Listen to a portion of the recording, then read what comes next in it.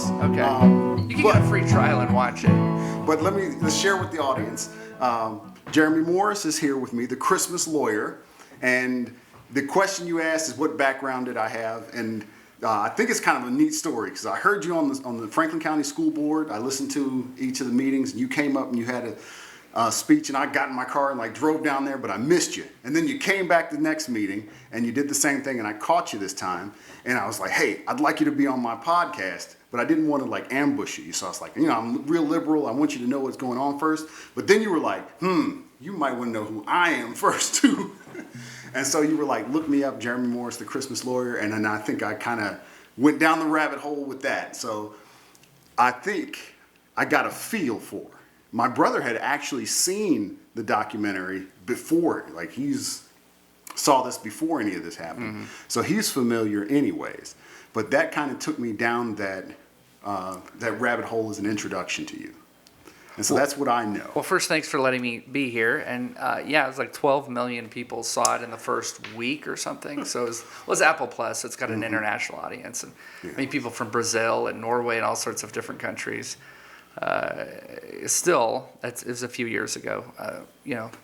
Especially every Christmas, I get a barrage. Even this past Christmas, 3 years out, barrage of people watching the film and wanting to either make horrible comments or very positive ones. So you get any in between? Like, that's pretty good. Not a lot. There's people are very polarized. I was going to use the word polarized. Yeah, polarized, and I think that's a demonstration of where we are, not only in the country but also worldwide. You can look at elections in other countries, and you have a very right-left divide that goes.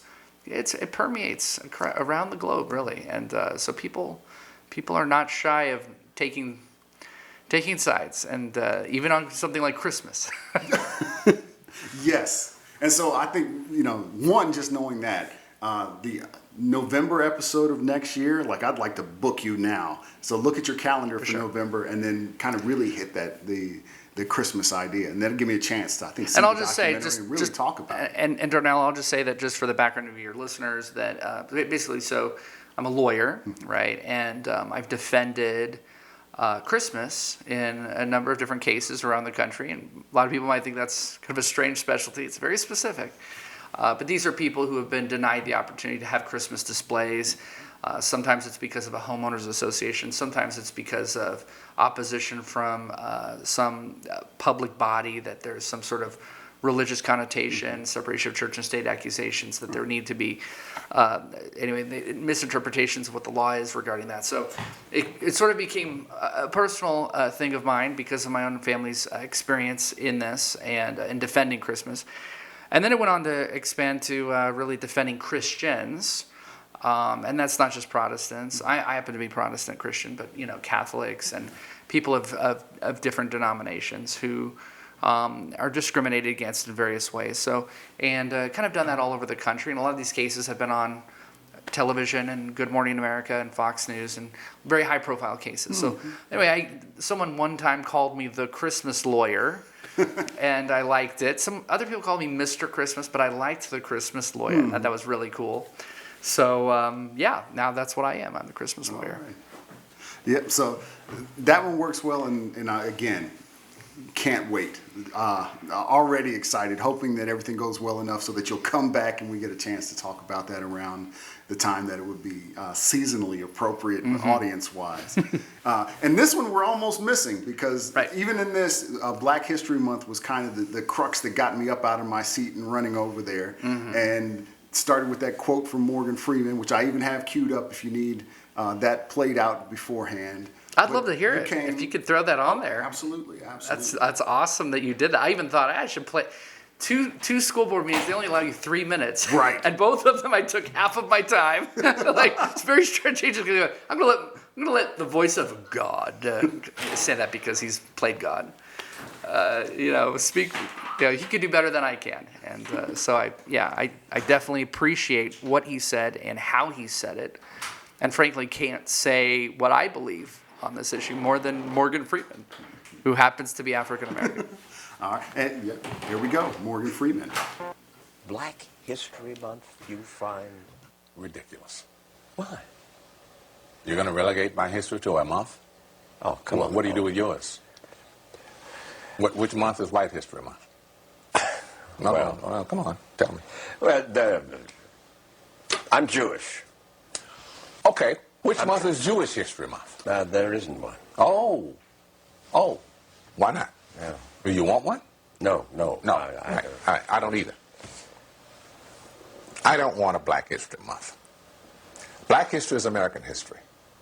How are we going to get rid of racism until... Stop talking about it. I'm going to stop calling you a white man. Yeah.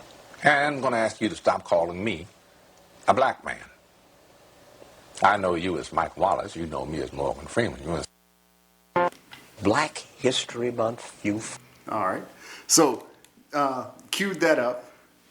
And so this is a sentiment you've fallen in line with. You're like, I see Morgan Freeman's point, and I think it would be effective. Yeah, and in fact, I think the most, he calls it ridiculous, but I actually think that the part that stands out to me is when it's not that part, it's actually when he makes a broader point about race. Mm-hmm. Not the month particular, the celebration of Black History Month, but rather, I'm going to stop calling you a white man, and you're going to stop calling me a black man. And it reminds me of a YouTube video I saw a couple years ago. And it's this lady from Germany who lives in the United States. She lives in Cincinnati. Okay, not sure why you'd want to leave Germany for Cincinnati, but whatever. That's insulting to people in Cincinnati. Yes. But I'm making a joke. Bad joke. But anyway, she pointed out differences between Germany and the United States. It's just fun, humorous things. And I don't even know why I landed on this channel. I've been to the airport in Germany, in Munich. That's it. I don't think that counts as visiting a country. So, but whatever, it popped up on a feed one time, like it happens. Like you mentioned, a rabbit hole. Mm-hmm. I went down a rabbit hole. So I'm listening to this lady, and I think this is relevant. And she says that, cigarettes, oh my gosh, you wouldn't believe, like in Germany, they smoke them practically in preschool. It's like everywhere. And so you go to the United States, whoa, oh my gosh, it's not the same.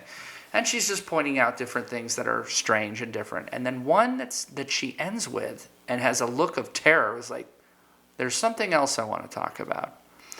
Racial forms.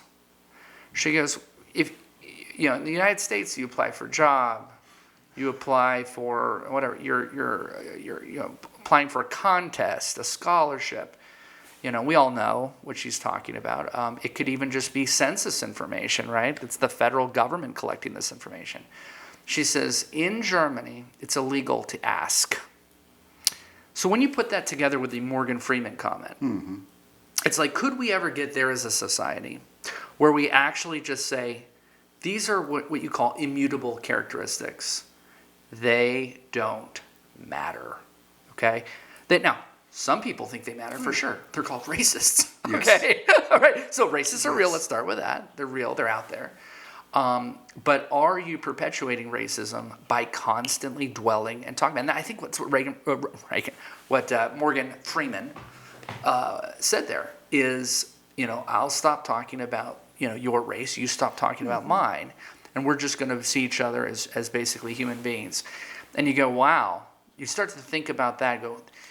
Is our government perpetuating a tribalism that goes to the primal core of early humanity where we're in our different tribes and we're warring against each other? We're in our little cave and we come out and we just know the guy over the mountain looks a little different than me and we've got some bigger stones and rocks and tools that we've manufactured. Maybe we just invented the wheel and we're going to go and get them. But they've got the arrow. They're going to get us. And you see where I'm going. And why? Because we're different. And that's, for lack of a better word, that's barbarism. It's inhumanity at its worst. I'm a firm believer that we should have borders, that we should have sovereignty, that we should respect people's cultural identity, right? I think that's important. Having said that, if you are in a country, in this case, the United States, and we are living together, that's a culture. That is a cultural identity. Why would you want to splinter that up and divide it so we are what, who was it? Teddy Roosevelt talked a lot about this, about, his fear of squabbling, tangle of racial, I forgot something or other. Anyway, he was talking about his fear of basically immigrant groups being sort of at each other's throats, right? As opposed to being united and living together as one. That having been said, talking about cultural identity, I don't think you have to necessarily totally limit that to a national state. So the Germans get their cultural identity and the Americans. I think you can still have, Chinatown, right? And you can enjoy an area with, Mexican food, and there's a lot of Hispanic population, and they've got some cultural, and that's sort of those different patchwork, right, makes us Americans. Having said that, I think when we start pointing to our colors, and you're brown and you're black and I'm white, and we push this, what it does is it makes, it just perpetuates the tribalism that I think, and I hate to speak for Morgan Freeman, he's not here to defend himself, but I think that is his position. And in fact, so much so in just hearing that you wanted to have this conversation, I'll just end with this and let you ask the questions. I actually looked up something I had not done, admittedly, before I played both of that one clip twice at two different school board meetings, just to really hammer home how I don't know if people are listening to me. Maybe they'll listen to Morgan Freeman if I keep playing him at every meeting. But I wanted to know, has his opinion changed? Because, of course, Mike Wallace is in that interview, and Mike Wallace has long ago died. So I wanted to see when the interview was done. And it's like 15, 16 years ago. It's pretty old, actually. But it turns out he has commented on this issue at least two other very public times. One of them just like 2 years ago, okay? I don't want to give you an exact year, but it was like 2023, I think was the last time. And his words go further than ridiculous. I forgot what they were, but they're just, think of whatever synonym of ridiculous. So his opinion is solidified. It's not even, I assumed maybe with the rise of Black Lives Matter or something, maybe he softened his position. I actually expected it, right? I would still have played that clip and say I agree with Morgan Freeman of early 2000s. Yeah. But actually it's not. That's consistently what he believes. And it turns out what other African American people believe as well. And one of the points I mentioned at the school board meetings is Booker T. Washington. He's a local homegrown hero, not too far away. I have read a lot of his writings, of Booker T's writings, and "Send Me Down the Bucket" I think is one of his famous ones. I think it was in Atlanta. Cast down your bucket. Oh, I'm talking to an expert. Okay, so yeah, and so I've read a lot of his writings, and it's again. He's not here to defend himself. So it's like you hate to speak for people, but I think there is a time where you can read enough, particularly him, more than Morgan Freeman even. You have so much writing, and I have read a lot. And of course, everyone knows the big debate between him and was it W.D. Du Bois? Yes. I don't know. I would say Du Bois, but and I think that might be more accurate. But okay, I'm glad you could finish my sentences, Darnell, because that's very helpful. Since I'm not going to pretend to be a scholar on these things. Having said that, I do think I know a lot about Booker T, much more so than I knew about W.B. Du Bois. Okay. And obviously they were not of the same mind, and Du Bois founded the NAACP, and Booker T, the Tuskegee Institute, and both of them very much into education. Very different views of thought. And I think I can say very certainly with confidence that Du Bois probably would be an advocate for Black History Month. I also think that Booker T would absolutely reject it. He would be like, "Are you all absolutely insane?"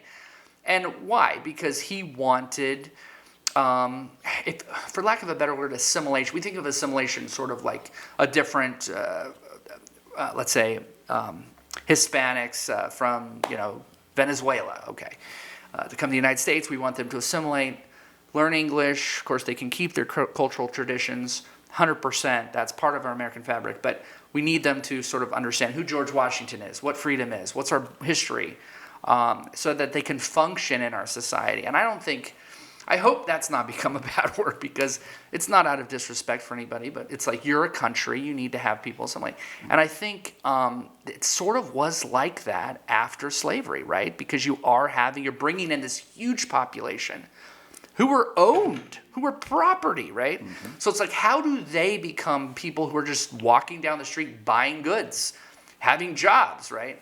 And so I think there was a level of like, how do we assimilate these people into the greater, public? And I think that was his position, is what we need to do is just see each other as sort of people, right? And how did he think that people would see Black Americans that way? Well, they're successful. They're reading. Look, they're not savages. They're not, all the horrible things that were written by even some founding fathers about people who were Black.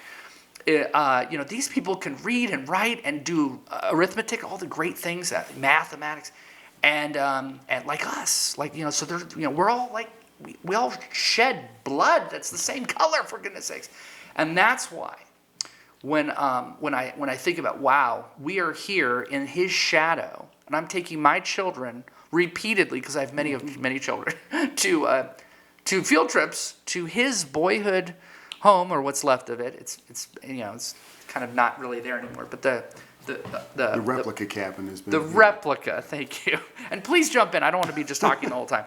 But I take them there, and that's why I really want to learn a lot about him. Right. I'm not from here originally, and so I wanted to understand a lot about him. I spent so much time learning about him that this past year I was there, and they were doing some tour group, and I started, you didn't mention this. And they're like, what? And I'm like, no, this is actually where his place was. That is over there. This is his actual birthplace. It's this little square. I'm like showing them the exact thing, and I'm showing them where some things about the cemetery that's there, and the son of the property owners who died in the Civil War. Some things that people, wow, I'm becoming like the tour guide. So I really passionately got behind this man and his beliefs. And it's funny because at first glance, if you say I'm opposed to Black History Month, which I firmly am, right? Someone just off the street says, racist, right? But it's like, I'm spending my time at the great hero of African American culture, Booker T. Washington, and loving him and loving his writings and his genius, just an absolute genius. And again, that's not to say there was this homogeny where everyone believed the same thing. I just mentioned Du Bois didn't, right? But I do take his position, and I think that especially in the year 2025, we should be moving more toward a Booker. If ever we should be moving more toward an assimilated, we are one people. Can we say that we should be moving more toward that than, I don't know, right after slavery, when there was resentment, hatred, and oh, look, it's Susie who used to own me. Hi, Susie. That's awful.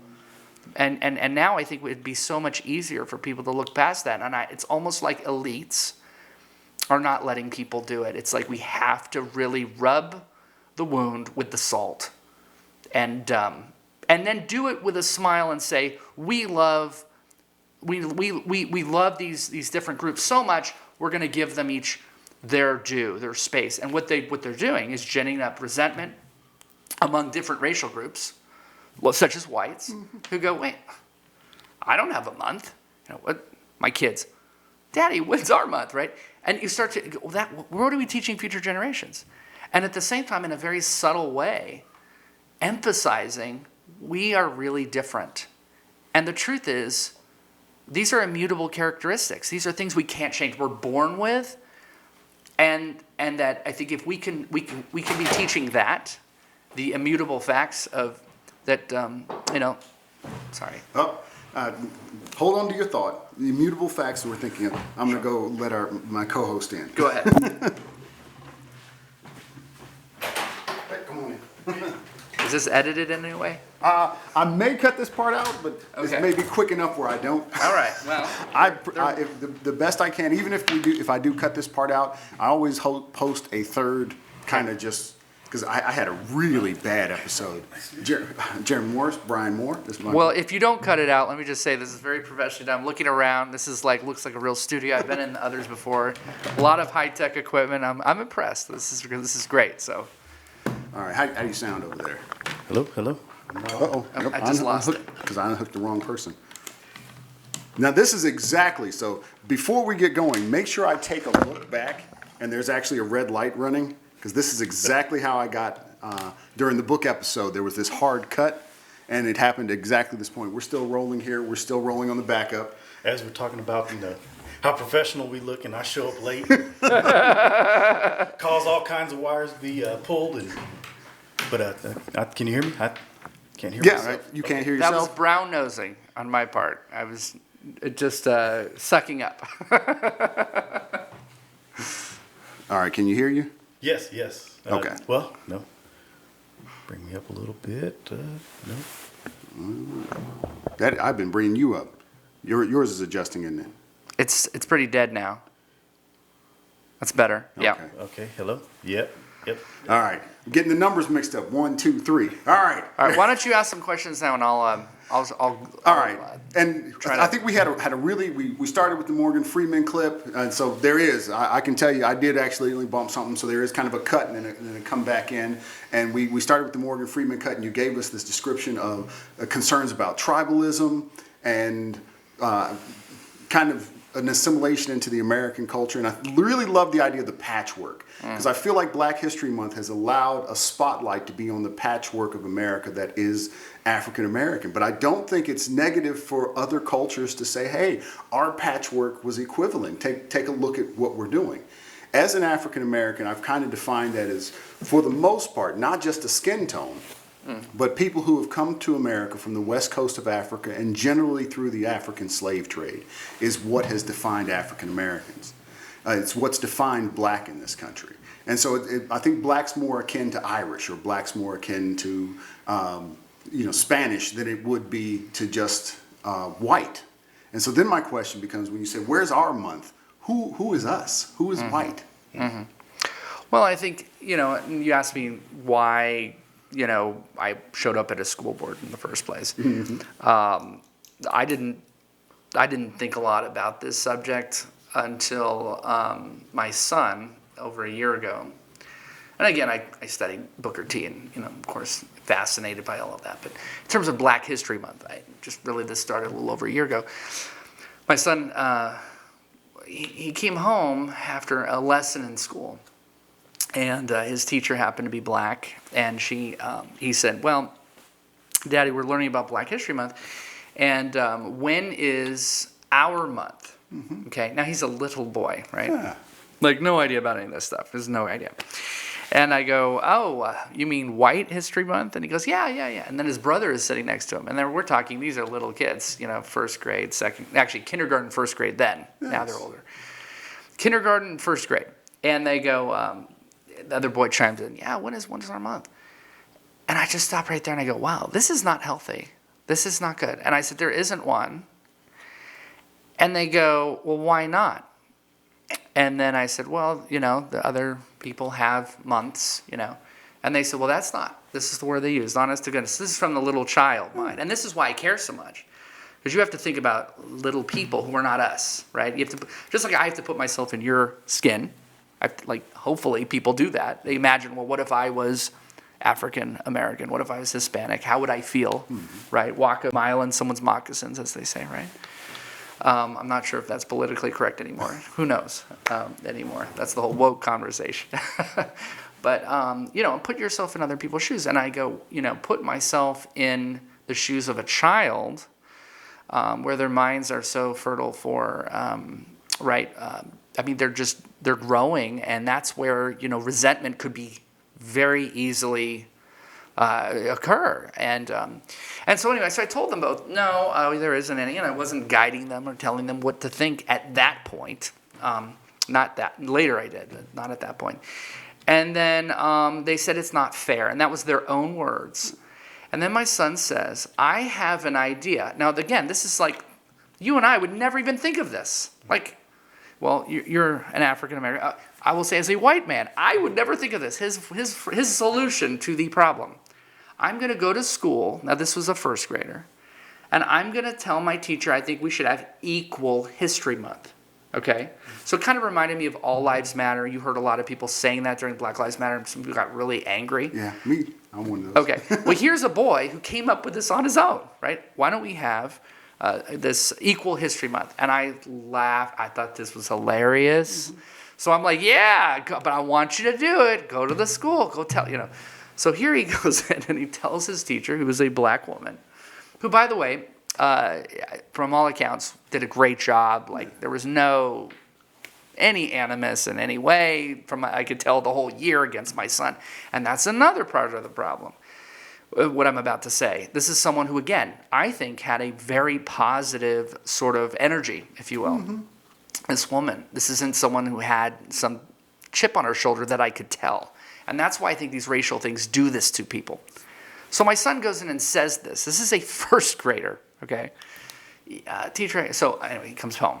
Next day, we're now sitting around the dinner table. So we're having those conversations that you have. Hey, what did you do at school? And I remembered, oh, this is going to be fun. What happened? I'm a lawyer, right? So I stir up a little bit of trouble. Yeah. So I'm like, what happened when you mentioned this? And he says, well, and he starts crying. Now, my son doesn't normally cry unless someone dies or something really serious. And I was like, it's not him, right? And he really, really got upset. And I'm like, what? And he just couldn't really talk. And he finally spits it out. He says, well, my teacher said, we've been learning about all those white folk all year long. Now, I also know, so my wife says, well, how do you know she really said that, right? Like, do we really know that? And I said, told my wife, I don't really know how he, could have like come up with a phrase like that. And so I start going online and looking, just Google searches first, just, for, about Black History Month and people who oppose it. And it turns out there's a whole bunch of groups. And what I was not finding was people using the N-word. I'm sure it's out there. I'm not disputing that. But I didn't see any of that. Not any, actually. Not even one. But I did see a lot of people, talking about how this was, like, really offensive and how, it's just not a positive thing in society because we're just breaking people into groups. So it kind of got me thinking, kind of pulling on my heartstrings of what I kind of believed, but actually putting it into words, for me, I think. I started adopting some of these positions that people are making. And I just really dive deep into reading a lot of this stuff. And I start reading one by one different comments from parents saying that their child, you're not going to believe this, said that their teacher, and essentially almost a similar phraseology, well, we learned about all the white presidents, or we learned about all year long, this is, So basically it's like that's your white learning, now it's your black learning, right? This cut wrong with me. This just does not seem healthy that we are saying, you got your time, now it's our time, and you don't get a month named after your group of people, we get our, and I just go, is this like going to be a net positive for future generations of white people? I mean, here's the thing, sure, people talk a lot about the census in 2040, 2050, there's going to be like fewer whites than, in terms of a plurality of racial groups in the United States. Yeah. They'll be in a minority for the first time, okay? And I go, but they're not going anywhere. I mean, there's going to be millions upon millions upon millions of white people. Do we really want a lot of really irritated people who, actually, can I be honest, maybe are racists, who kind of like it engendered, some sort of racism. And that's why I think, DEI, affirmative action, Black History Month, I kind of lump those three together. Mm-hmm. I think what they're doing is they are, pushing tribalism to the point that, to the extent that someone may not be racist, it's pushing people into that direction. Now, I can't quantify that. I don't know how much or to what extent. But just reading these groups online, it didn't come across as people who were there, but were people who were talking about being very offended. And I thought, imagine if you're a child, though. These are parents talking about this. And imagine in 20 or 30 years, those children fully grown up. How are those people going to relate to your children, Darnell, right? We want people to not be like that, and I don't think this is the pathway to that. And when you talk to someone like, or listen to someone like Morgan Freeman, you realize this isn't necessarily a white position. this is a how do we live best in America position. And, and I respect that some people might have a difference of opinion, as you do.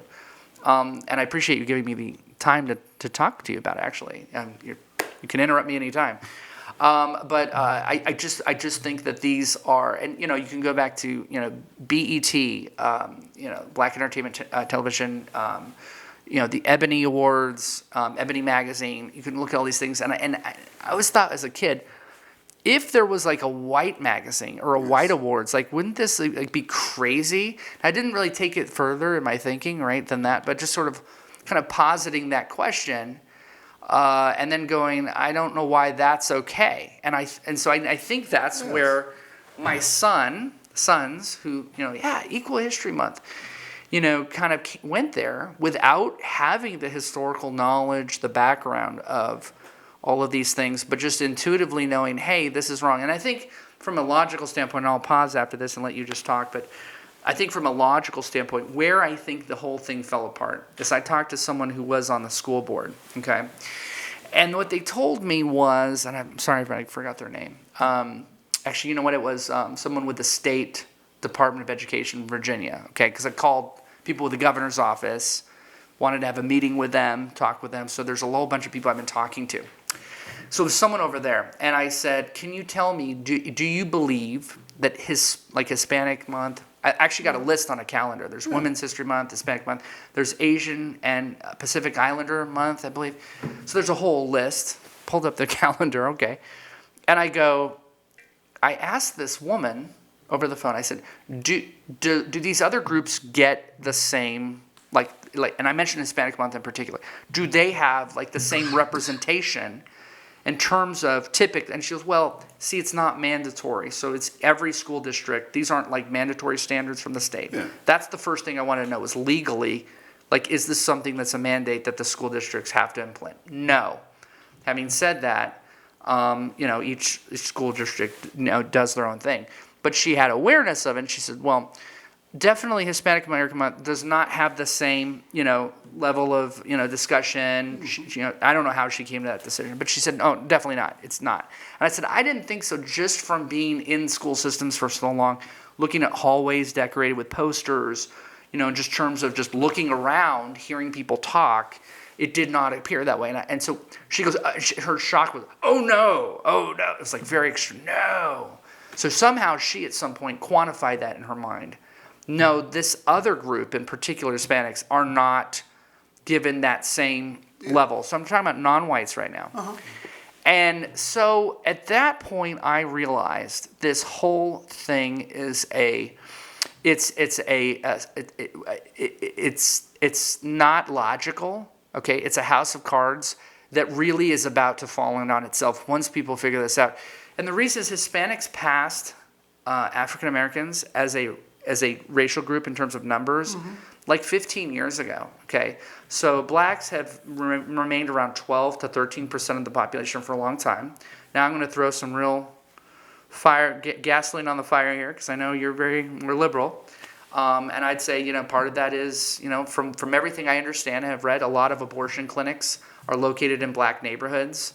I have seen what Planned Parenthood has done to the black community. I think it's frankly the most disgusting thing as an American I have ever seen. I have seen people who are caught on tape taking donations. I know this is a little bit of a rabbit trail, but I'm just talking about population right now.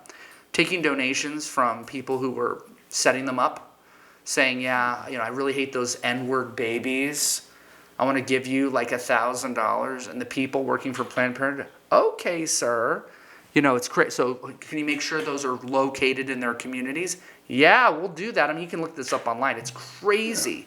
Yeah. So obviously I'm pro-life, but that's actually one of the reasons that the black population has really, really remained stable for a very, very long time. I think actually like since slavery, it's just like a straight line. And I don't think it should have stayed there. I think it should have gone much, much, much higher, because as people become wealthier, more educated, usually they have fewer children, and obviously whites are more educated, have more money than blacks. It should have been the opposite. And instead, black Americans have had that like 12% population. So going back to my logical point, Hispanics are like 14 or 15% of the population now, somewhere in that range. It's certainly more than blacks. There is certainly a rich Hispanic history. St. Augustine, Florida, is the oldest city in the United States. It's in Florida. Okay, it's founded by the Spanish. Okay, I've been there just recently. I grew up in California, in Los Angeles. I can tell you the Hispanic culture is very rich and very deep. And obviously, you have all the wars with Mexico and with Spain and the Cuban, our invasion of Cuba and the Spanish-American War around 1899, and Teddy Roosevelt and Rough Riders. You can go on and on and on. You can look at this rich tapestry. Obviously, it's not slavery. It's a different thing. But I go, okay, so why is one racial group getting a disproportionate, because we can't say it's population, because there's more Hispanics than blacks, but they're getting more time or what have you in the classroom. But I think that is the answer. Why is that?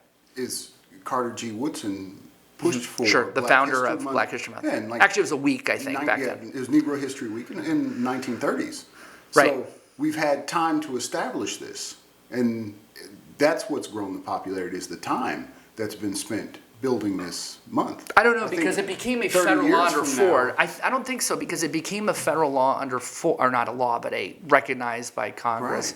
I think in the late 70s, mid-70s, and then you have Hispanic Month and Women's History Month not too long after that. I get that there was a week, for sure. I can accept that, and maybe that is the best support that you could provide for that. That's certainly more logical than anything else I can think of.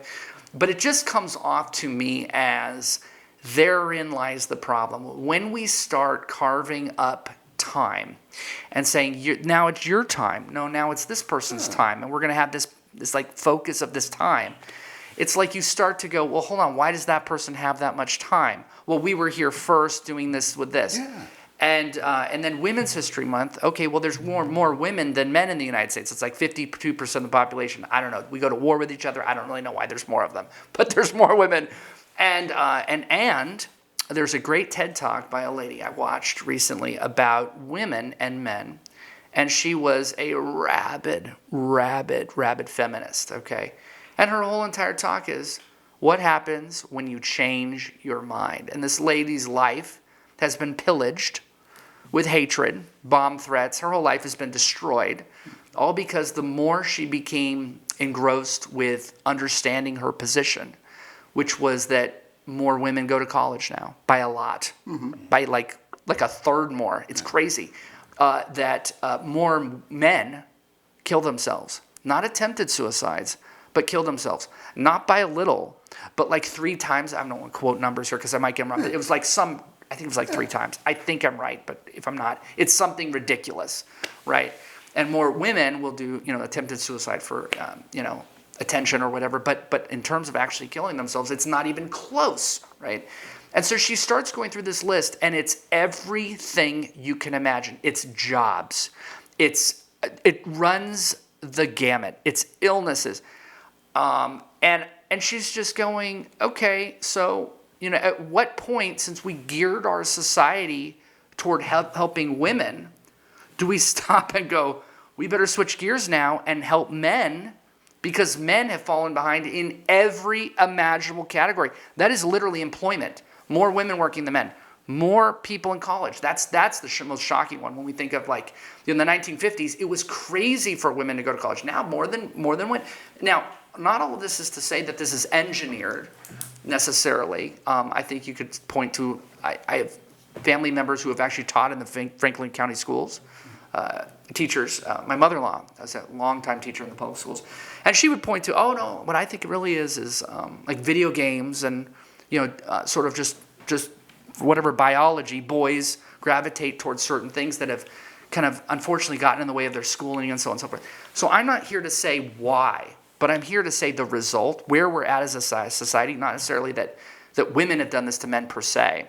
Or that it was all engineered by Congress, although I think it certainly had a huge negative impact on boys, is that the end result is you now have men in a very seriously bad position. So then do you say, okay, Men's History Month. No one's going to say that. I don't even think men would say that, right? We just go, no, we're just going to accept that. So how long, how many more suicides, how many more men not going to college, how much further down the ladder, on the rung of the ladder, do men have to be before someone says, this is weird that we're still seeing women as like a minority group or putting them into like a minority group category when weirdly there's more of them in terms of population. They're actually in a stronger financial situation, education situation, health situation, you know. Well, why? Because they couldn't vote until the 1920s? I guess you could say they were wronged. Historically, no one's alive since then. So now we're going to just live our society, build our society around helping a group who's doing better than another group, But are they, i.e. men. But are they doing better? They are. Because By every imaginable standard, women are doing better. So we have the same equivalent of women CEOs in this country. Fine. Not by every imaginable standard. I will agree with that. No, they're not on every. You know, and it's interesting you brought that up because NASDAQ, right, had a DEI requirement recently that they imposed, and if you read it, it was crazy. It's not the most racist statement. It was actually, they came out with it after George Floyd, and they said that you have to have a certain. They couldn't dictate that if you got listed on the NASDAQ, how many women, or homosexual, whatever, are on your board. But what they said is that you had to report that information. And then, this is crazy, that if you did not have a certain number of women, a certain number of LGBT, what have you, colored, brown, black, whatever, basically anyone but non-white males, literally, if you did not, you had to put out an explanation why. So back in December, right around the election time that President Trump won the re-election, it was actually like that week, federal court came out and said, actually, I think it was actually the Supreme Court. They said this is illegal, and bye-bye DEI. That actually rhymes. As far as that goes, and then of course now we have DEI going by the wayside in federal. In terms of hiring, in terms of anyone that does contracts with the federal government. I couldn't be more pleased, and it all goes to your point. Okay, so there were fewer women on these boards, so we said, well, we're going to mandate that. And I heard an interesting commentator, I don't remember who it was, mention this, said, and I do a lot of reading, a lot of listening to different programs, said, well, okay, if the goal was to have more women on these boards, what do the women think when someone who is trans, when someone who is, that might be a bad example because were they a woman who transitioned to a man? We'll just go with someone who is, black, right? Well, we got a black person on the board, so now, we're good. A woman goes, well, that doesn't help getting more women on the board. So what it starts to look like is it's really just an anti-male, white male program. It's not to get more women.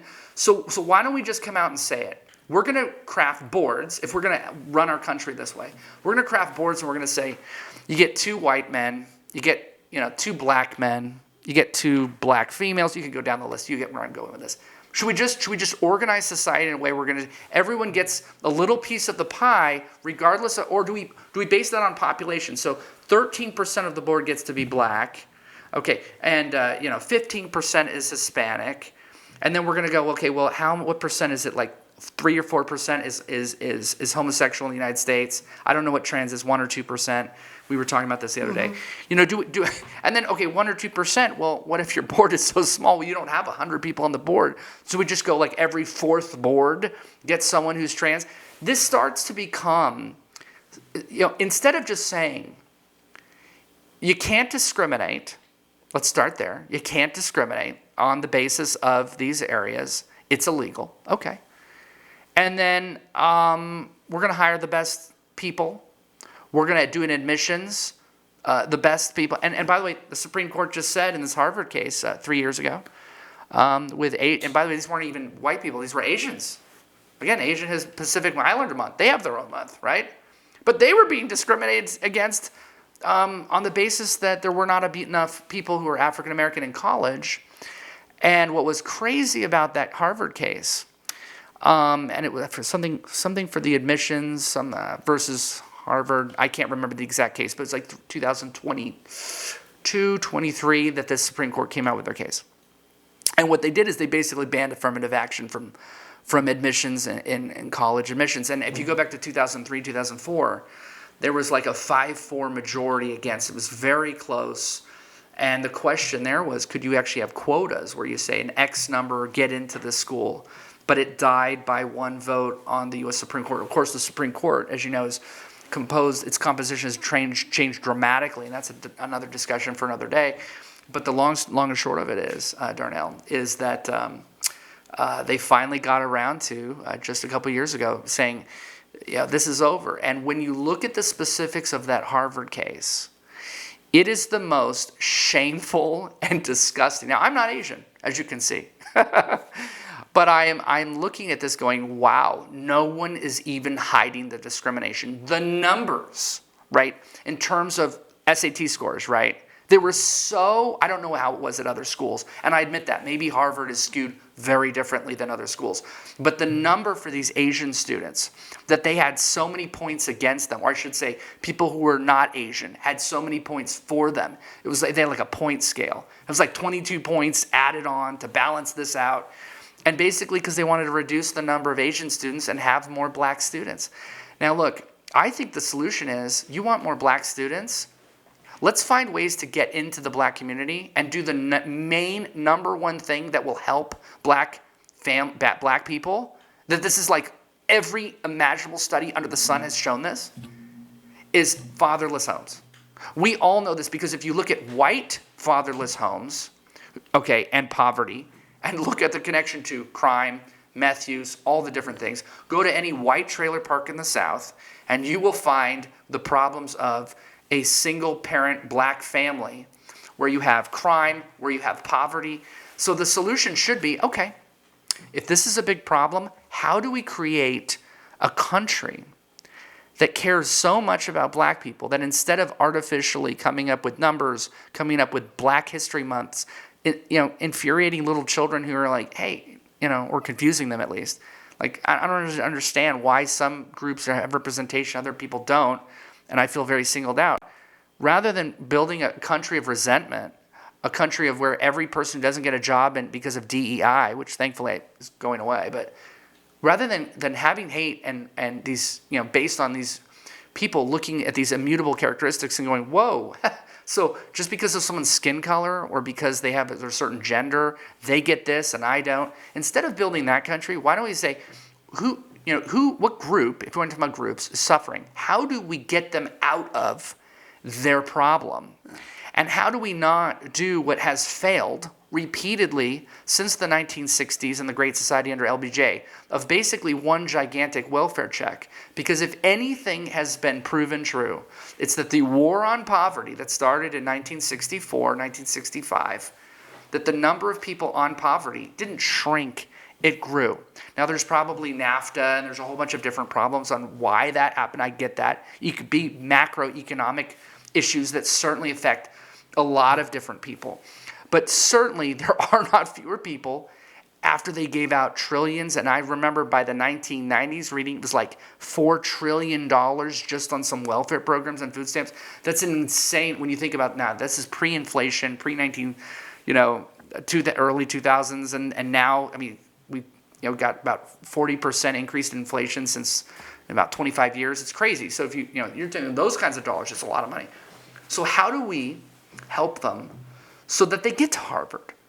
Instead of now universities saying, wink, wink, wink, write an essay explaining how you're from sort of a group. We don't really want you to say which one, but it's sort of disadvantaged. Anyone can look this up. They're actually telling people how to get around the Supreme Court's ruling so that they can kind of understand that you're coming from a group that's, impoverished or whatever. Does that work for a poor white kid from a trailer park? Can he go, yeah, I'm from a disadvantaged group. It's called the white trailer park. No one would care because they'd go, well, that doesn't really fit our agenda. Our agenda is we need more black people in this college. So you start to go, that doesn't make any sense, because it's like no one ever gave that person white privilege. No one ever gave that kid who's, smoking crack with his dad, on the porch with his, messed up hound dog. I don't know. It's like using a lot of stereotypes right now. But, no one ever gave them anything. They're just like, they've been generational poverty, and I'm not asking anyone to give those people. What I am saying is, let's work on poverty. Let's look at why poverty happens. A lot of it is because of family issues and not having two parents. And of course, that's not always going to work. You're not always going to have two parents. And to the extent that how can we mitigate that problem, right? How can we mitigate when there isn't a two-family home, Darnell, that we say, okay, how can we get that child what they need so that they have a mentor, so they have people in their lives?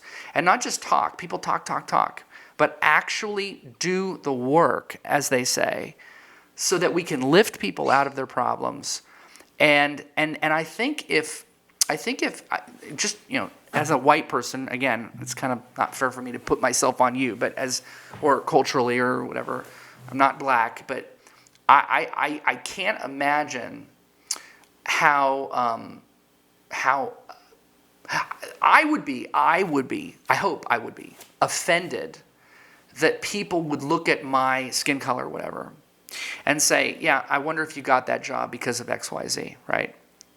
I've heard people say this, if they saw a black pilot, this is sick.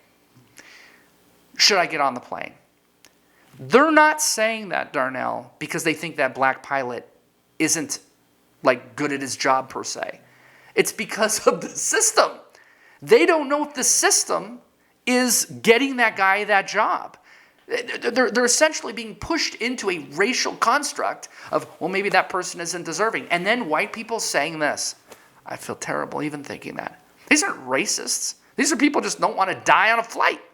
So I'm saying, if we could get this society to look, ultimately, isn't this all about Martin Luther King Jr., right? We're not going to look at the color of people's skin, but the content of their character. Well, before we go, sure. The first question, and I think this kind of requires a two-part, is how do we make it okay for white people to ask for help? If you are seeing this drug use, if you are seeing this suicidal tendencies, if you are seeing this lack of striving for college, and there is a true problem with white men, there should be a societal effort to support that. Instead of saying nobody else gets any help, how do we get white men to say this is the help I want? But then the big problem gets to be, and Morgan Freeman hit it really well, because he said, where's your White History Month? And he said, I'm not white, I'm Jewish. Black people don't necessarily know who white people are. I don't know what makes you a white man. Sure. So how do I identify, when you throw that identifier out, what does that identifier encompass? What makes you a white man? How did you explain to your children that they were white, and how is that any different than being black? I don't know that I agree with you, because, I don't know maybe as much as you do, but on these issues, but just having read, there's a famous author who was a slave. I forgot the name of what his name was. Maybe you could remind me. Douglass? What's his name? Frederick Douglass? No. This is someone describing the slave trade in Africa, and I can't remember but he wrote beautifully, centuries ago. And obviously, you can imagine how few people had that opportunity, right? How many of them could even write because they weren't given that opportunity. And but in any case, this is like looking at Native Americans in the United States as Native Americans or Indians, okay? And I only say Indians because even they call themselves that, actually. The Bureau of Indian Affairs, I don't know.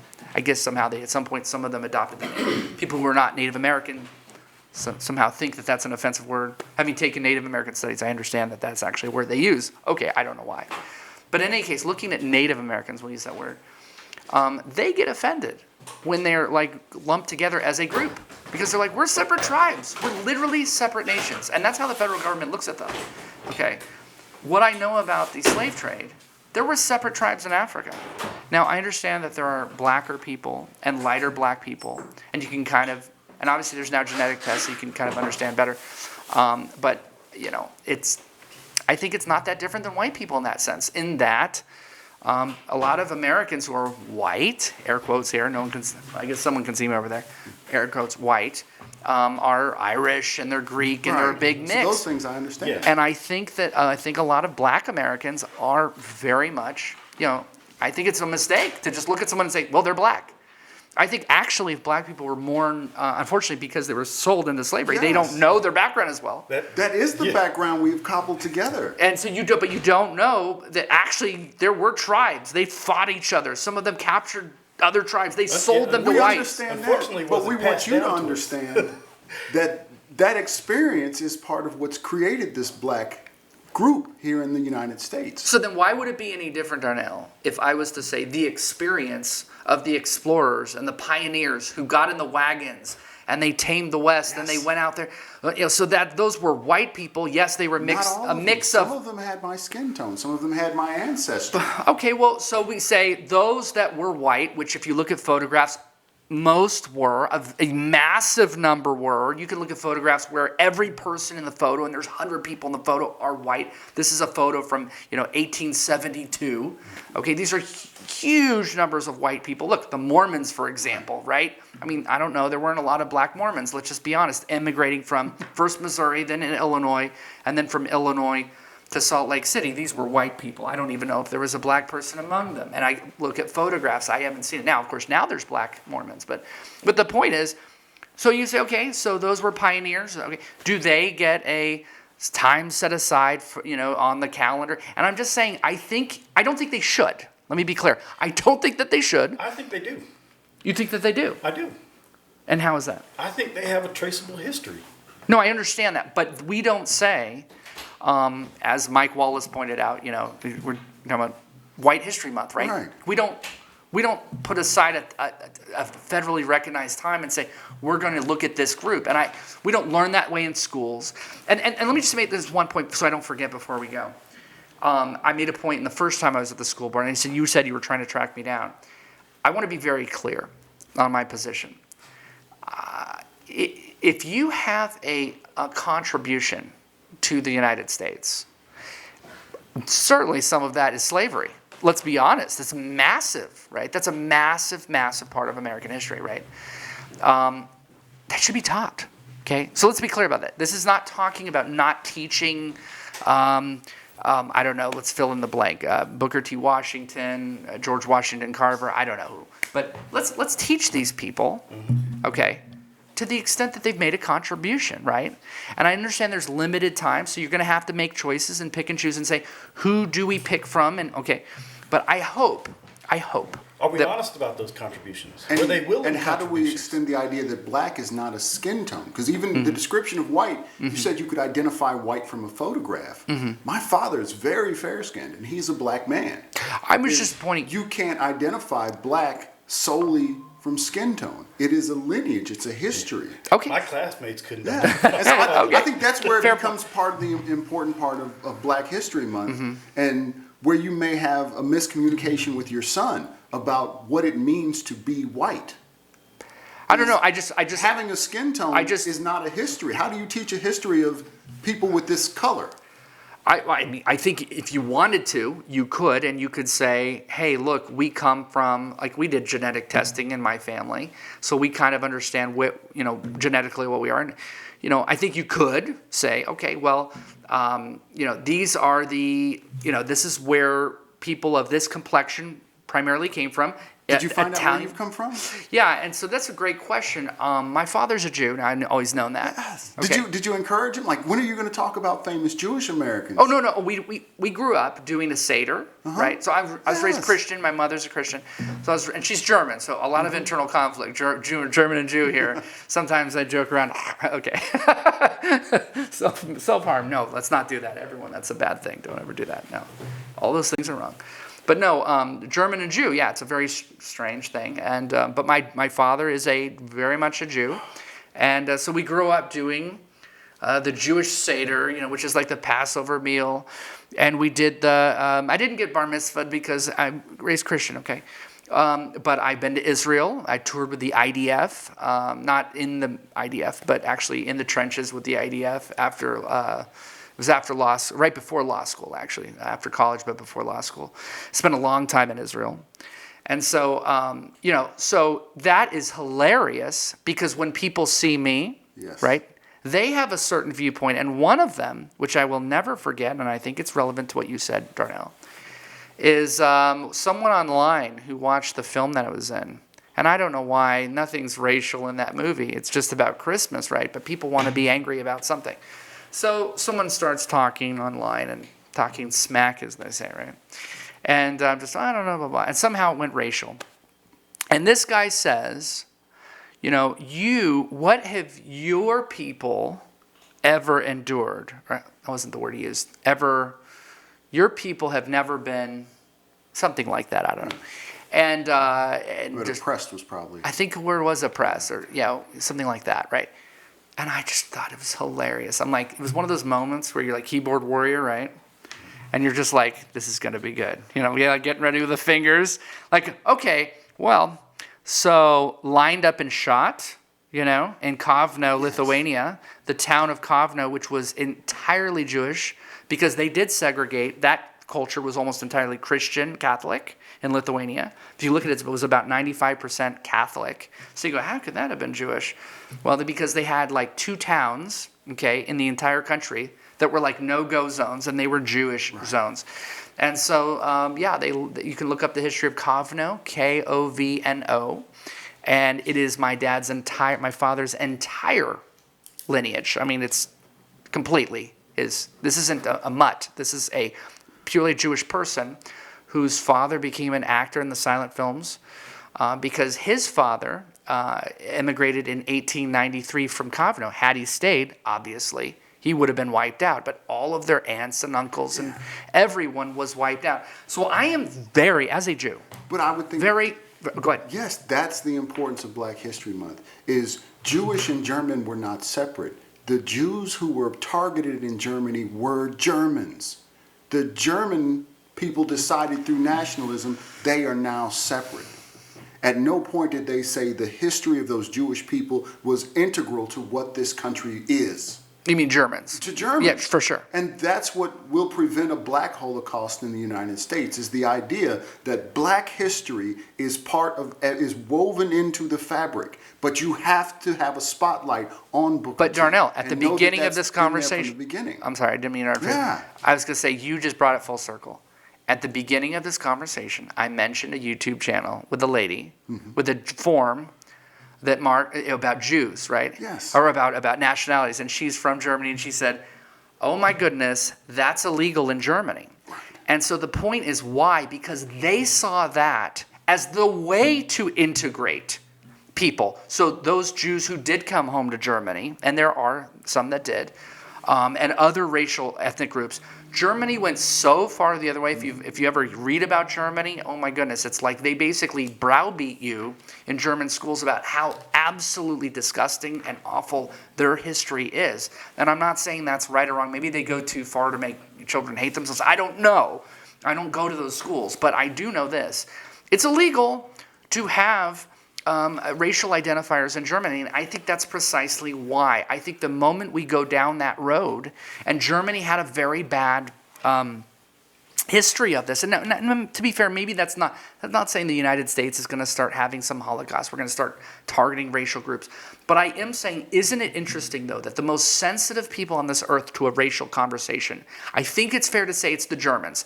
I cannot think of another group who are more sensitive to this question, right? Because they are browbeat themselves. They force children in schools at young ages to go to concentration camps. They take field trips to concentration camps. These people are absolutely terrified of these questions. And what do? They say, we're not allowed to ever talk about your ethnic makeup. We're just not allowed to even do it. You can't say, I am this on a form. And I'm saying, wow, that a German would come to the United States and be shocked by that.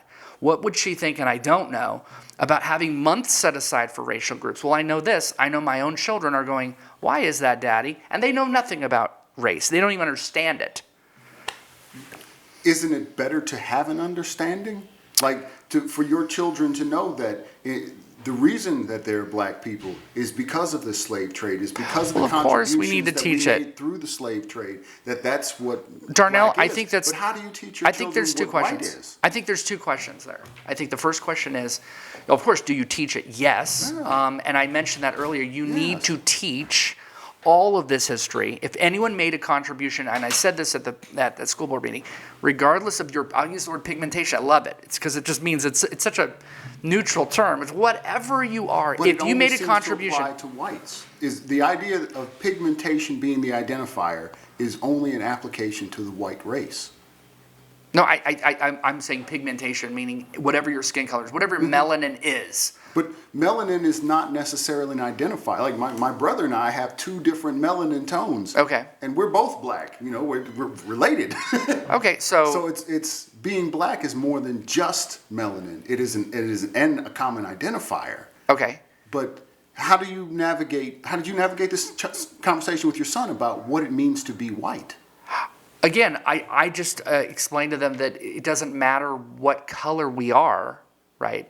That we need to treat people as human beings and look past their racial characteristics. I mean, that's what I teach them. To the point, it's beautiful because my children, we live next door to a little apartment complex, and they have a little boy whose mother must work, again, single parent home. I hate it. It's very common in the black community, and it's just, the numbers are not normal. It's sad. It's upsetting. But this woman works very, very hard. And this boy stands out there, and sometimes in the rain to get on the bus. And I don't understand exactly why she has to leave when she does. And I'm not gonna give away where she is because I don't want child services calling. But it appears that she leaves and he's like at the bus stop. I don't know if that's okay or not. But I don't know. I think she works very, very hard. Very, very, very, very hard. And so my wife one day sees that the bus doesn't come and sees the boy, and then goes, "Oh my gosh, what do we do?" And so I'm not there. She calls me, and then ultimately my wife finds out the phone number from the boy of the woman and says, "Can I take this child to school, your son to school?" And yes. So he gets in the back of my wife's car. Now I wasn't there, but this is what I heard: that my sons are, in the back, and there's a seatbelt that goes over the lap, of this boy who's, very black. And my one child says, "Oh, look, the seatbelt is like your skin," So my wife freaks out, thinks that the boy is going to cry because maybe he's heard something before, right? It's very sweet. And I'm just like, "Oh my gosh, what happened?" She goes, "Nothing." Oh, good. And she goes, "What if he goes home and tells his mother that this other boy was talking about seatbelts and how it matches his skin?" And I'm like, "Oh my gosh, I guess that does sound weird." If my wife had that question, she'd be like, "Well, clearly he needs to be around more black people." Yeah. So, well, But also you're seeing race through the identifier of being white, of his race being equivalent to his skin tone. I think I'm seeing a boy who just is making an observation about the world around him, kind of like that bird It's is a not- robin, right. it's red. The different skin tones are not negative, but I think especially the white population has felt that they can't express that. Who can't express white it? people. Like the descriptions you had earlier about white people are not okay. Suicide rates are heavy. Having trouble having these kind of conversations about race. How do we open this space up so white men can speak about it? And let you know, we're not judging you. No, I appreciate the conversation. No, it's fine. I don't know. I'm coming back to this place of, I think there are white people, and I think what they are like in the same way that black people are a mix. Now, obviously, they come from different traditions, no question. One was enslaved and so on and so forth. But whites were explorers, pioneers, people from Italy, from Germany, from France, Europe, okay, primarily. People. They're a group, but largely they interbred with each other, I think I guess, can I just say that? I think they interbred with each other. There was less interbreeding among whites with people who were, we'll say, primarily black and to some extent Hispanic, although that did happen in you could look at Spanish and Spanish are considered white. Okay, fine. Well, You know who Booker's Mulattoes. father was? I'm sorry, who? Do you know who Booker T's father was? Right, and Booker T was a mixed mix. race. Uh-huh. Great, yeah, and he considered himself black. So I respect that, right? Just like I would call myself Jewish, right? I would say because I'm half Jewish, for goodness sakes, right? But I'm also white, right? Because why? I'm a mix of Jewish people, who lived in Germany. Okay, they're Germans, Lithuanians. Lithuania, Kovno, Lithuania, and my mother. But let's say they were Might from be Germany. related. We're 12% European Jewish, yeah. Right, and actually that's a great point too, right? Because blacks, we talk about, I said whites primarily interbred with white group, right? Or group of lighter complexion. But obviously a lot of white masters, right, fathered children with slaves. It's gross, but that they did that. But so there are a lot of black people walking around who don't know, or maybe they do know, that actually they are part European ancestry, and there are a lot of white people walking around who are sub-Saharan, right, African. But when you consider something like fatherlessness being a primary cause of poverty, There's no question. and then knowing that there's a historical narrative of Booker's father from across the plantation never participated. And the man who married Booker's was not his biological father. And his Right. biological father at no point had any legal standing to stand up for his wife. So whatever marriage was there wasn't legal. So not having this lens of race to understand why African Americans don't have the same marriage rates as the white population feels cruel if we say we're not going to pay attention to race. But here's a racial component that highly influences that marriage. And then that marriage highly influences wealth for generations on. Do you think that's because, can I ask you a question? Do you think that's because, so we talk about white privilege, okay? And just that people essentially I think the concept would be that because I appear a certain way and you appear a certain way, if I go in to get a loan or something, maybe I'll be treated differently in society, or just everyday little things that kind of aggregate toward making life a little harder or a little worse for people. Would you agree that that's sort of kind of why people talk about that? I think only when it's bound by legal or constitutional limits. So Okay. one of the easiest is Dred Scott, which Sure. I didn't even know things could be overturned, but Dred Scott's never been overturned. This idea that having African lineage bars you from full access to the Constitution. Well, it was overturned by the 13th Amendment. The 13th Amendment, and then the 14th and 15th. The 13th Amendment has an exception clause in it. Oh, well, to prisoners. And then immediately, Well, of course the prisoners. mass incarceration begins almost immediately after the Civil War.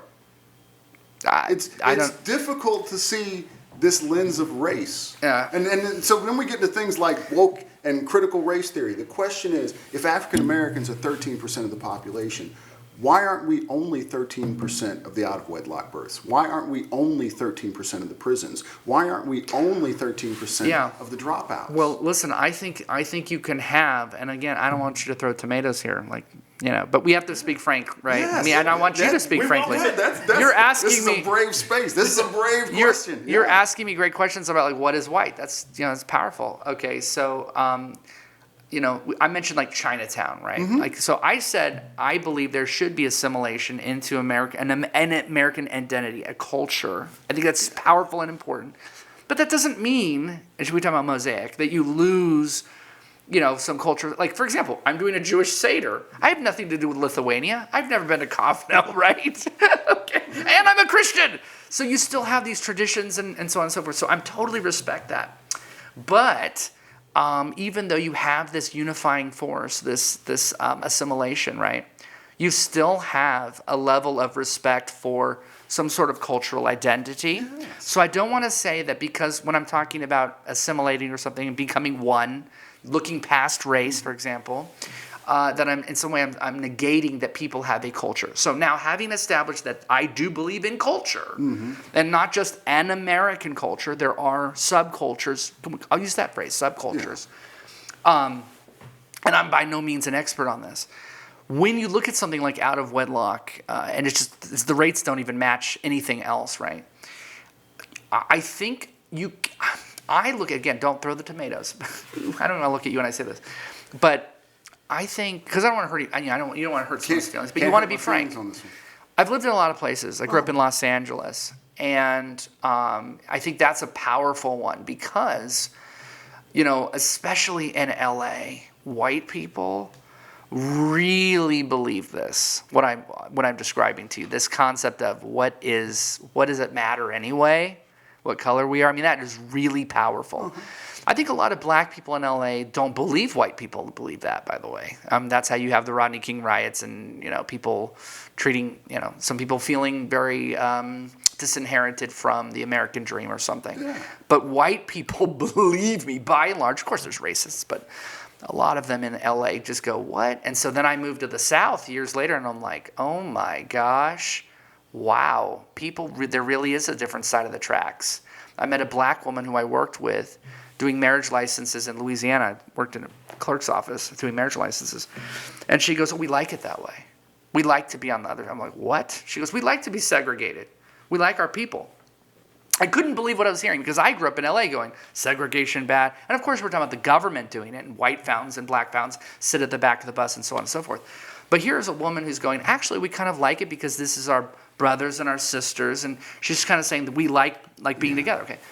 So I say all that just to say I grew up in a completely different world of Los Angeles, which is like, hey, can't we all just get along? The Rodney King statement, right? Right. Why can't we all just get along? He said that. I won't try to be Rodney King. That will sound racist. But here's the point. Yeah. If you believe that, if you come to the place of believing that, we really are just who cares what color we are, I think you can be more honest with yourself and look at something like, why are things the way that they are? And I look at black culture in LA, and what do I see? I see music about beating women. You should edit this interview because I took a long time to get to this point, by the way, Darnell. And I'm sorry because it took 10 minutes to circle back here. But this is the point I'm making. This is it right here. This is critical. You have music that is really gross. And I'm not talking about rap music. That's fine. That's not my cup of tea. But I'm saying lyrics that would never be acceptable about done by another racial group or something. It's just crazy. Talking about doing disgusting things. And I don't know if it's softened up since I was a kid, but maybe it has. But the point is, you hear that. You see boys, almost it's like gang culture is like celebrated. Okay? And I'm talking about among black people. Yes. Among black I like black Americans is my Yes. favorite. I almost sometimes hesitate using African American because, again, I don't want to segregate people. I want everyone to be an American. I don't care. But I get it. People want to be called African American, so I'll say that. But I really am pushing myself mentally to sort of see people as Americans. In any case, black Americans. I'm watching them and I go, if you say anything about this, what are people going to say about you? They're going to say, oh, you're racist. Look at you looking down on us. Well, if white people go, look, they're walking around with their pants hanging down, how are those people going to get a job? Where did they learn that from? Well, they learned that from the hood. They learned that from maybe, I don't know, their friends because they didn't have a dad. I don't know where it starts. But it has been perpetuated. So maybe at some point it starts with slavery and not having, coming from this disadvantaged place. But at some point we've gone, I think, enough generations where someone needs to step in and say, enough of this SHI, what? This needs to stop. This isn't healthy within, and I just say black culture, because it's encouraging behaviors that do not result in diplomas, that do not result in, solid marriages when those children grow up and get married, right? And so anyway, so that's just how I see. Has anyone ever told you why that cultural argument is racist? No, I don't know. It's just something that an observation that I've made. Something as simple as vulgar music, Sure. which is listened to widely Yeah. by white America. You can't sell millions of rap Oh, albums. for sure. Right. I am But not letting white somehow- people off the hook. But somehow the rise in out of wedlock births amongst white people is never attributed to white culture. But it's almost always the rise in out of wedlock births is attributed to black culture. And it's equivalent. I understand. when we first started Yeah. tracking out of wedlock marriages, Sure. African Americans were about 30%, which is what white America is now. White out of wedlock marriages at the time was 7%. The growth is the same. But the depth we started in, the negative we started in was so much deeper. Sure. And then if we talk about generation, my brother and I are the first generation that's had legal access to education in the United States, which is a huge lift out of poverty. Yeah. So eliminating the idea of the privilege, and the privilege is you have full access. Even those neighborhoods, when they rioted, it was black neighborhoods that were rioted in because of the redlining that existed in California. So sometimes in the South... Don't get me into HOAs. I'm not a big fan of HOAs. Which is the why thing they is, started. The red lines didn't just exist in the HOAs, they existed in the banks. Oh, yeah. And they also And so- existed in the way the freeways eliminated certain neighborhoods. I'm very familiar with the history. In the southern parts, at least I know if I go over and my neighbor says, listen, N-word, you get out of here. Okay, he don't like me. But if I go to the bank and they smile, oh, fill out your loan application, and then they dump it in the bank, it jades those folks in California in a way that it doesn't jade many southern blacks. Because the truth is, most white people are not racist. So I may run into one, but then the other white person on the other side is okay.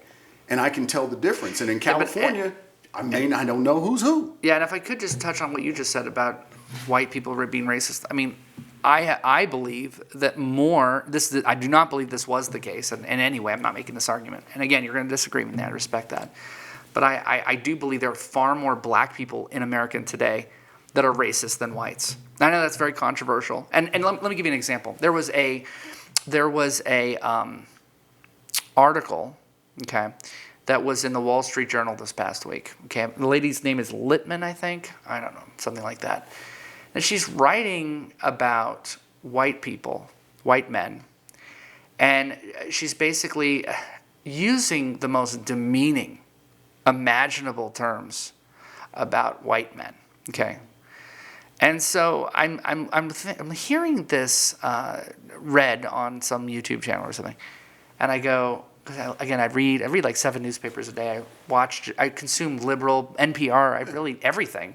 Fox News, I'll do it all, right? I love a whole cornucopia, is the word, of different types of media. And I'm actually sitting there hearing this being read, and I'm going, if this was ever written about any racial group, just replace the phrase, the word, instead of white men, it's, and I think it was like, stop complaining, white men, right? And I just go, whoa. And so I just go, I get the argument being made of kind of like, it's almost like, well, we were discriminated against in the past, so now these things have to be done to right this wrong. And I think that's kind of the general concept. But the thing is, what is being done is discrimination, and it is absolutely racist. When you have an article that that in no world in 2025 could any publication, especially the Wall Street Journal, okay, this isn't like some minor thing, any major publication, if you can get to the point of, no major publication could ever print that, but replacing that word. And I go, this is not only racist in terms of saying this kind of thing, but it also is engendering racism that shouldn't exist among young people. And I'm just telling you, that's what's going to happen if we keep down this road. Well, is it possible that, same as Morgan Freeman, this woman didn't have a full understanding of what white is, even in this description? I don't know. I mean, I can't. It's one, I think even in this conversation, I'll go back and listen, but I'm still struggling a little bit with what makes someone a white man. I'm circling back. I believe it's in very different experience, but I do not accept that black people somehow do not have a black identity in the way that, in a sort of a similar concept of, well, white people are Irish and they're this and that. Because I believe black people have, to a large degree, but not completely, because we mentioned slave masters who were white, who interbred with, but for the most part, and I think we all know what that means, not completely, but for the most part, black peoples, the former slaves largely, some free slaves, but they interbred with each other. And they were originally from different tribes all over Africa, primarily West Africa, but even East Africa to some degree. And I know a little bit about that because there's writings you can read about that are amazing if you actually really get into where this all starts and how the slave trade gets going. It really actually starts with Islam, which is hilarious because you hear about the Nation of Islam connected to black culture. I can't stop but laugh at the whole thing, how stupid it is, because it didn't start with whites, it started with Arabs. I'm sorry. It's like it's historically true, period, end of story, not Jeremy's opinion, it's a fact. Yeah, and that's all part of what makes black culture. Where did white culture start? I'm saying it was there was a mixing of people being brought over on ships, being put in the hulls of ships that were black from different tribes. You have whites who are pioneers, who were travelers from different places all over Europe primarily. So they were European? Primarily. Primarily. Is white a surname for European? I would say mostly. Yeah, I think that's fair. Okay. Yeah, but I don't think, look, let me be clear.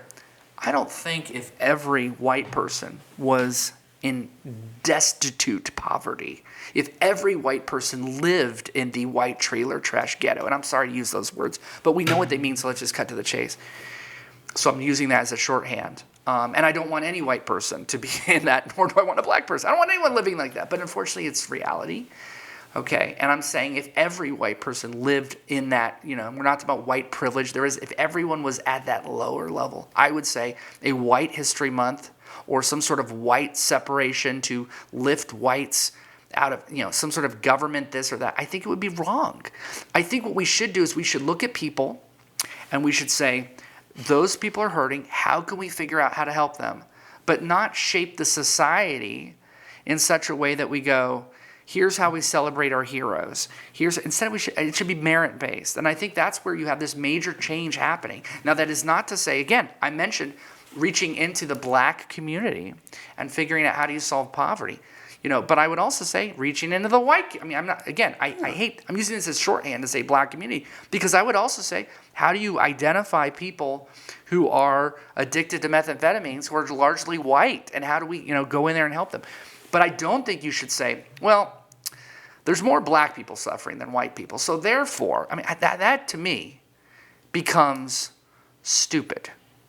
Because that is not, I don't believe that is what Martin Luther King Jr. advocated, So we got about 2 minutes to 7:30, so it's about time to wrap up. I'll just finish with this one point, if I can, about Phyllis Wheatley.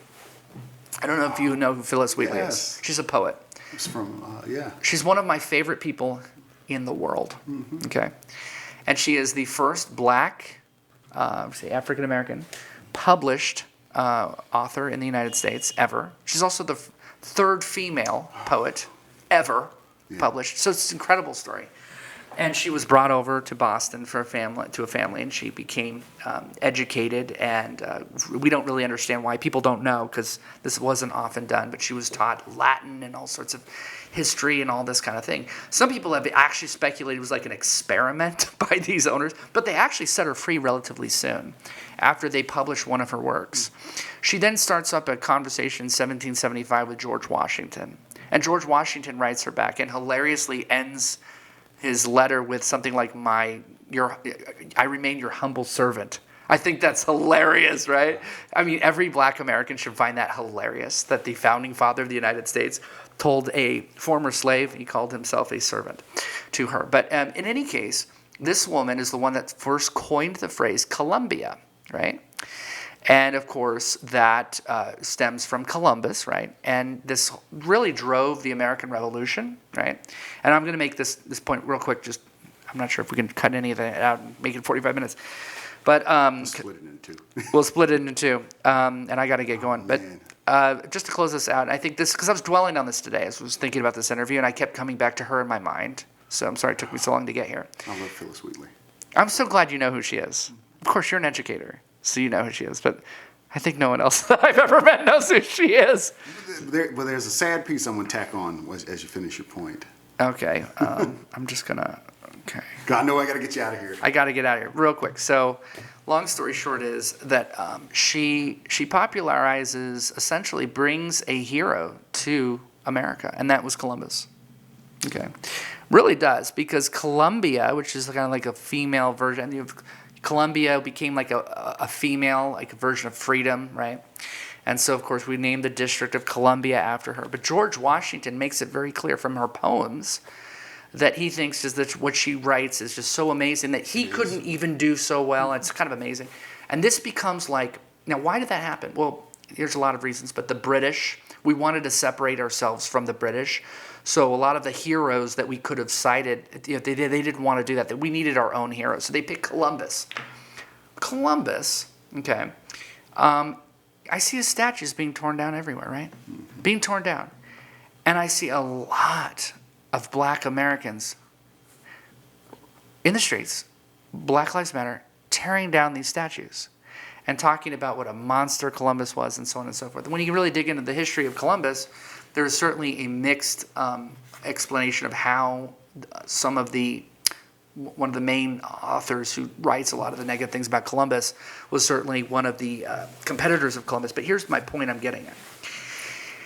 I think if we can, as a people, understand our history better, and you can come to an understanding of things like Phyllis Wheatley popularizing, connecting the United States. Why would the United States celebrate an Italian explorer who never stepped foot on the continent or the contiguous United States, was out on an island far, far, far away from the United States, right? Out in the Caribbean. How would, why do we do that? Well, we do it because of an African American, Phyllis Wheatley, who struck up a friendship actually with Phyllis Wheatley. We don't know if they ever met. It's unclear, but they did agree in their letters that they should meet. This is during 1776, the heat of the American Revolution, when George Washington is losing the war, is going to meet with this freed slave.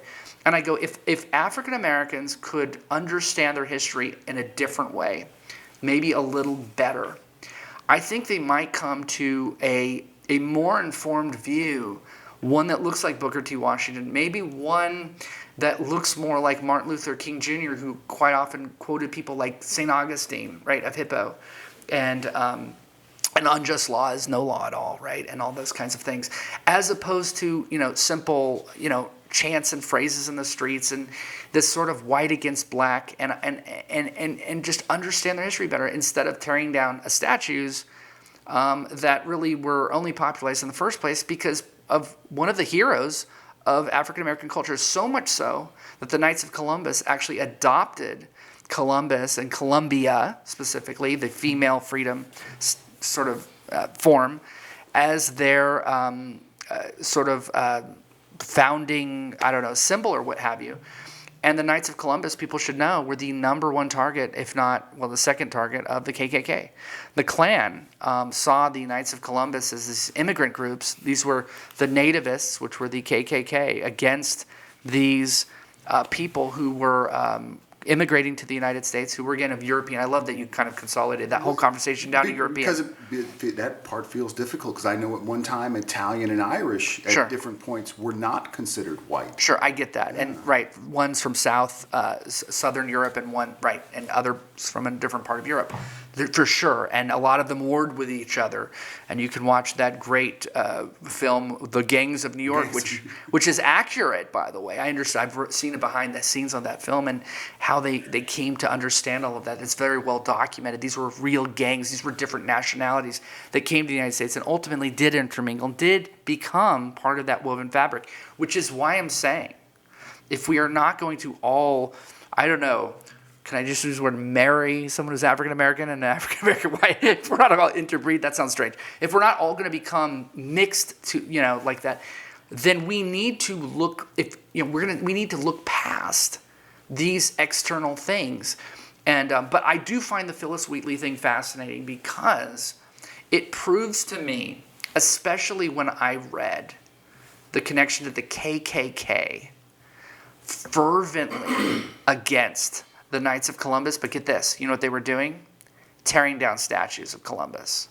Now, you can hate Columbus, and you could end this conversation going, I don't care, I hate Columbus, I want to tear down the statue. That's fine. I'm not going there. What I am saying, though, is how many people involved in BLM, for example, are aware. Was that? I was involved. That's fine, great. How many people, though, maybe you were aware that, throwing red paint and, this Columbus, I don't know, as somehow he's a symbol of white whatever, understand that the Klan, not long ago, were tearing down those statues. We're going to court. We're trying to fight that the statues were being put up in town squares as the Knights of Columbus, which is basically immigrant groups, were formed to, kind of rally around that symbol, a symbol created by Phyllis Wheatley, the originally founding father of Black African poetry. It's crazy to me. And I think with Phyllis Wheatley, and I think back to Black History Month, where African Americans feel like we've lost so much, Phyllis Wheatley arrived on a slave ship to the country. Yes. The name of the slave ship was Phyllis. Right, and then her last name was Wheat. Her parents were Wheatley, right? She has no connection to the land that she came from. Right. America's first black poetess has no connection to Africa. She's a whole cloth creation of American culture with the last name of a slave owner and the first name of a ship that brought her in bondage. That's 100% and saw true. her mother thrown off the side. Amazing that you know the details. That's completely true.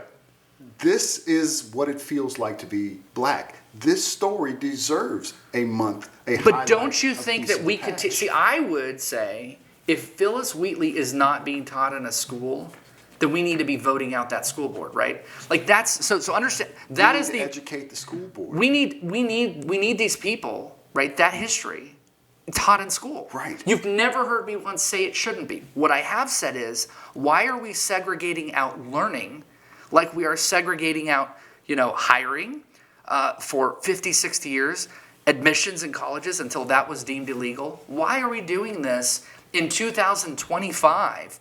I can see maybe in the 1960s when people were being ordered on the back of the bus, maybe we need some major interventions there to change the culture. But the culture is now, it's not what it was. And I think if you look at someone like Bill Maher, who's very much a liberal on his program, repeatedly encourages people who are guests on his show to calm down and think for a moment that no, this is not 1954. He says it all the time, and it's hilarious because he just looks at them like with such disdain and asinine, like, are you insane? Like, yeah, we need to do these things. We need to help these people, but we need to. This is a guy who's like a very far left liberal, very, very far left.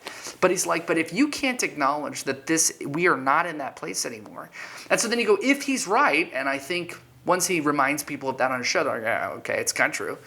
Then you go, okay, then if you encourage these policies, are you going to actually cause the people of the United States to go backsliding, so to speak, in racial animus, to where people start, hating each other?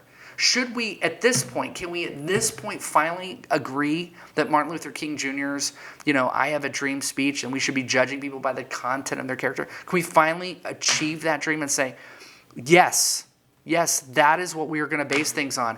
And that means that if people are keeping Phyllis Wheatley out of a school because she's black, we're going to go after those school board members. We're going to say, hey, you are, are you a racist? Or like, what's your deal, right?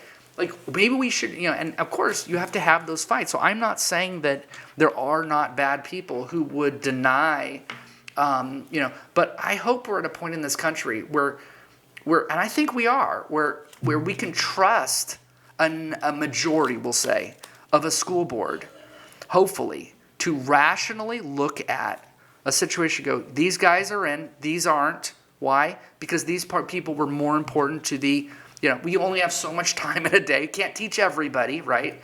But I think there is enough of a contribution of black Americans to, as Morgan Freeman said, all year long you can teach about this person or that person, but to segregate teaching is, to me, it's nothing more than sort of a reverse discrimination, a segregation of the past, a DEI in an educational setting, and I don't think it's a net positive for the United States. But I do think that there is a heritage among black culture that they should be proud of, right?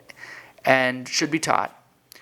And so I think if you can square those 2 points and not say, well, you can't have both. I think you can have one and not the other. I think you can look at the merit of contributions and teach them throughout the year when appropriate, right? When a subject is appropriate to be taught, without saying, now you've got your month. And later we're going to do the Hispanics. Oh, but the Hispanics have a bigger population. Yeah, but they weren't really enslaved. But we bought part of their country and invaded part of their country. And they did live on the continent long before we did.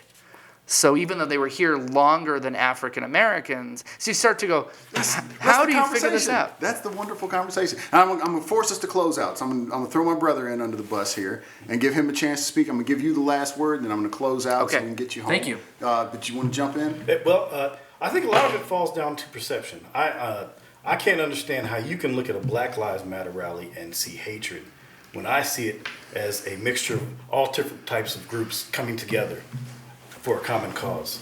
And I would like also to invite you personally, you and your family, to come eat dinner with my family. No questions are off limits. I think that's generally where things, we come to resolution with several conflicts. Dialogue. We need dialogue. So I think I invite you and my family, your family, to join us for dinner one day. Talk it out. You can even bring up the comment about the seatbelt. My wife, she would get a good laugh about that. Yeah.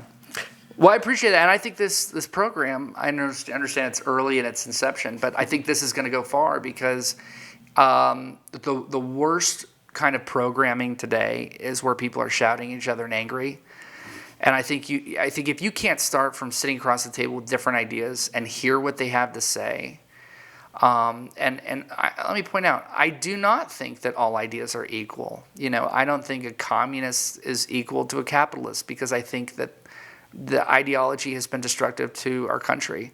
I don't think a Klansman sitting across from me is equal on an ideological playing field. But I think if you can get rid of the radical insanos, I'm not suggesting that those are civil conversations that should be had. And partly because, to borrow from the church, throwing your pearls before swine is a very important thing to learn. Are you wasting your time on the 0.001% of the population that will never be moved, who are out of their minds and radicals? But I don't think that includes far left people, very, very liberal people, very, very conservative people. I think those people, even those people, can have a conversation, without it being, I don't know, Klansman.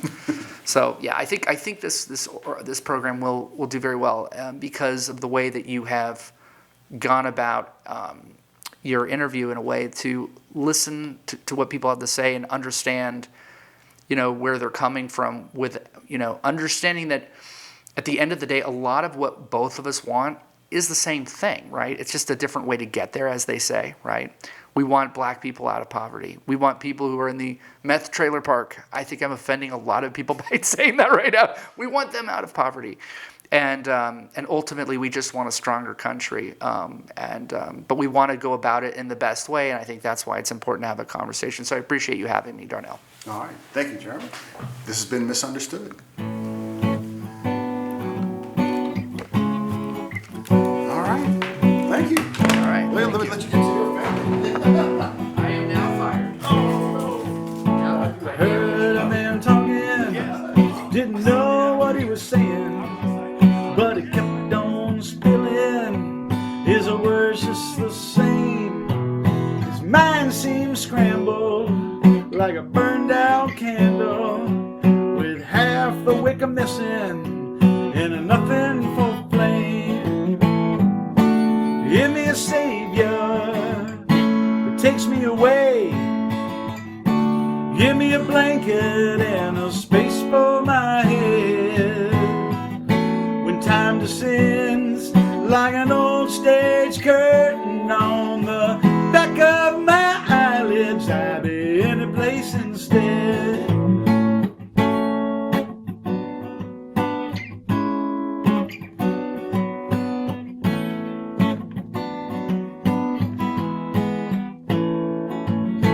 Just kept a rambling talking 19 to the dozen, like a worn out needle, tripping right across that groove. He said there's a silence that's creeping in darkness, but why look for answers when there's nothing to prove? Give me a savior that takes me away. Give me a blanket and a space for my head. When time descends like an old stage curtain on the back of my eyelids, I'll be in a place instead.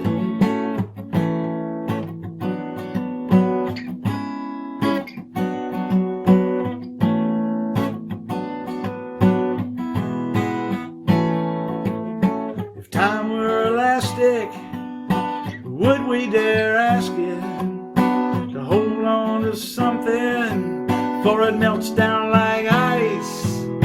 And if we could listen, we'd hear back the laughter, 'cause no one ever wades through the same river twice.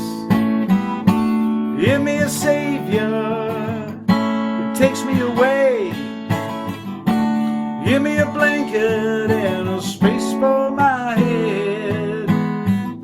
When time descends like an old stage curtain on the back of my eyelids, I'll be in a place instead.